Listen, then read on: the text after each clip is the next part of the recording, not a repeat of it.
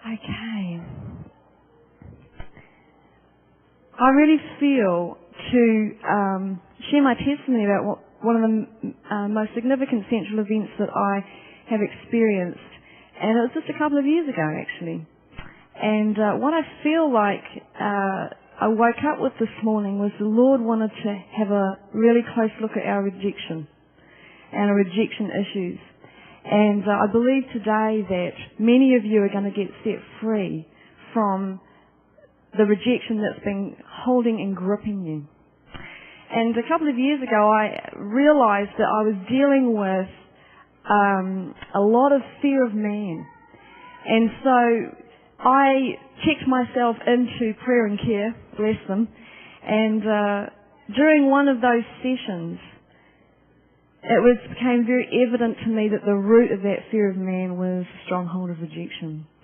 And it was a long story, but to cut it kind of short, I was in the midst of asking the Holy Spirit with my counsellor to go back to a time where all this rejection was rooted.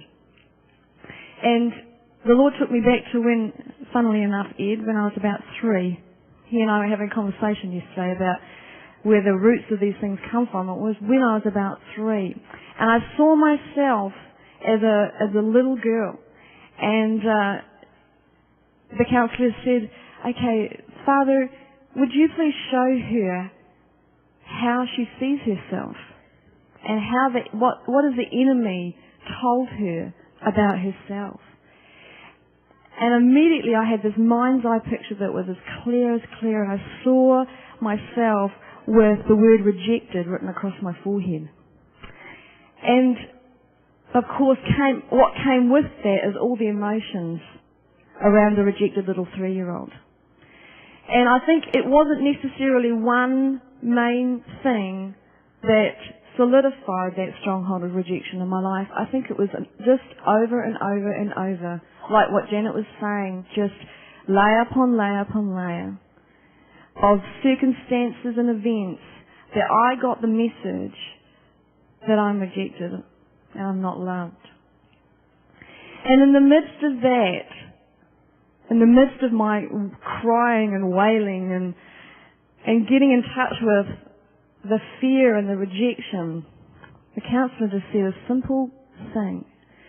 She said, Jesus, would you come and show her how you see her? And I just had, in this picture, the picture changed and I saw the Father come. And he took his hand and he grabbed hold of that label that was stuck on my forehead and he ripped it off.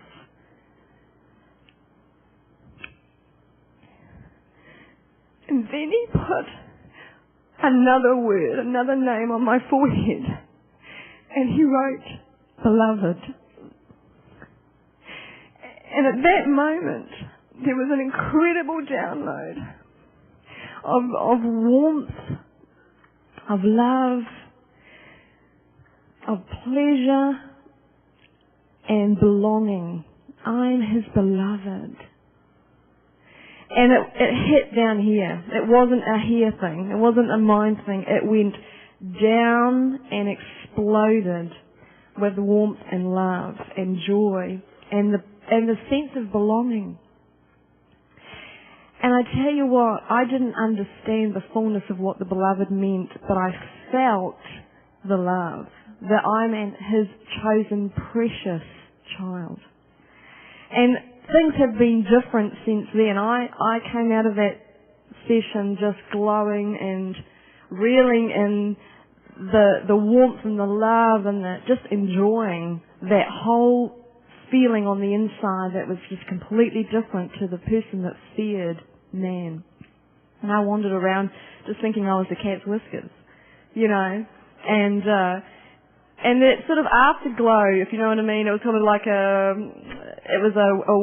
thing that sort of just kept physically, it was a physical feeling with me for days and days and days. But I did say to the Lord later on that day, what does it actually mean to be the beloved? And that then took me into a whole study on being the beloved, which a message came out of that. And it's the sense that you are unconditionally loved. And you are precious. You are His beloved. And I believe today that many of you are going to have that rejection swept out of you by the love of God. And I believe that as Ed shares today, that you're going to be able to see the strategies of the enemy and how he sold you a lie. But also, I believe that many of you are going to have that rejection, that stronghold come off your life. And you're going to once and for all see who God has made you to be and who you are in His family. So I just bless you with that. And I know that I've had a number of other central events, or what he would call that, where the love of God has come down just when I need it. And I can testify that the love of God can heal your innermost being.